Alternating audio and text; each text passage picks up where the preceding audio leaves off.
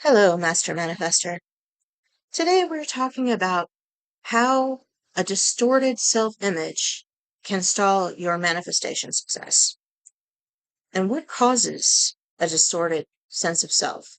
And we all have it. We all have those programs that distort different aspects of ourselves. We don't see objective reality clearly. We don't see ourselves clearly because we have a lot of presets. This is what warps the mirror.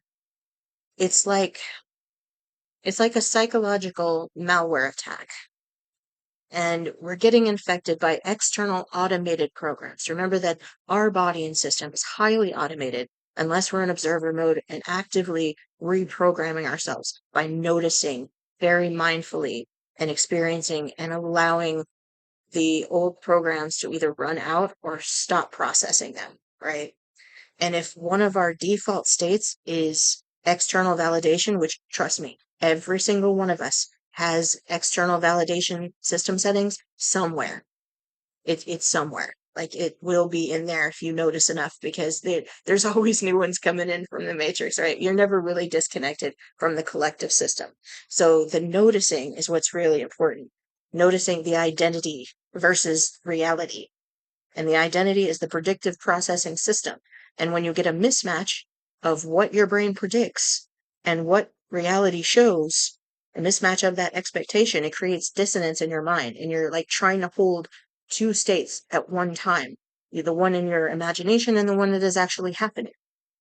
So how this can distort your self-image is that your predictive processes, let's give an example. Let's say that you can't stand your feet. Like you, for whatever reason, you've got this preset association, a mental program that if I think of my feet, then I think I don't like them. Okay. And then you've got an external validation program that says, I think other people probably will not like them too. Do you see how this works? Okay. And then if someone says that you have nice feet, that actually gives you a mismatch expectation of reality and will drop your dopamine level. So that compliment doesn't feel like a reward. It feels like almost an insult. Like, they noticed my feet, you know? And then you start sort of emotionally spiraling and your emotions kick in because they think it's a survival situation, right? I'm laughing, but it really is funny when you see it and you start noticing it all the time. Try to be accepting. Understand that this is a normal part of your processes. You are a survival system, and it works very effectively. It's incredibly accurate, and as far as the response itself, it is accurate, but as far as the interpretation, not so much. So this is where the evidence comes in when you're rewiring your self-image. You need to give yourself constant evidence. And sometimes you will need to create evidence because your filters, your mental filters, are so used to this particular program that when you try to introduce a new one, they're like, well, we don't see it. So, maybe spend more time with your feet. And even if you don't believe it right now, talk to your feet about how much you love them, about how great you feel that they will take you around and let you walk around the world, and that you have toes and that you have toenails. And, this is just, an analogy, but whatever it is, that thing that you feel triggered, like you don't feel good enough about, that's where you need to focus in that attention and that love and that care and be like extra caring of that part. Because what tends to happen is when we get that emotional preset of, oh, this part of me is not good enough, or this part of me doesn't meet my expectation standards, we're not seeing the thing truly. We're tunneling in on the things that we're concerned about, that we find triggering or upsetting, you know, that we feel like make us less, because you are never, ever less. You are never less than or more than anyone else. You are completely connected to the all and the everything. This is 100% true 100% of the time. You can never be better than what you are right now. You can have new experiences, new stories. You can have growth and talents and skills, but the base level of you, that observer, is always the same thing, always and forever. And it's just more stories and programs swirling around it, interacting with it as we notice and our attention is filtered. So when you're creating new protocols, it's important to run a force quit on external priorities, and they're going to come in. Remember, this is always going to be a thing. This is a continuous, forever process that you will always be checking for external infections.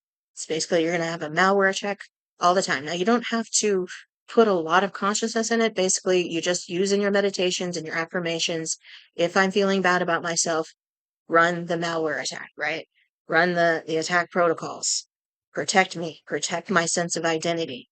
And then you start your affirmations. I love me. I am wonderful. I can never possibly be better or worse than I've ever been, but I am now.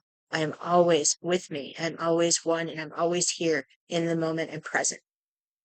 So I hope this has helped you understand a little bit why your self-image gets distorted, where those presets are coming from, what happens when you get a mismatch between expectation and reality or identity, which is your predictive process, and how to reset those protocols and stop external identity malware attacks that are trying to infect your identity that you are building for you. And that's exactly what you want to do, because the new way, the new world is not about finding the perfect leader. It is about becoming your leader. It is about self-leadership, self-authorship, self-regulation. And then all of that leads off into benefiting the rest of the world. It's like the Holy Grail, and you want to become the Holy Grail for yourself. And what does it say in that movie, Excalibur? Drink and you will be reborn, and the land with you. Drink from your Holy Grail and make sure that whatever information you're getting from the outside, understand those are external automated processes that have nothing to do with you. They're just running their protocols just like your automation runs too. But you don't have to interact with them in a way that degrades your system. Thank you for listening. Please like, subscribe, and sign up for the Method Muse newsletter in the description below.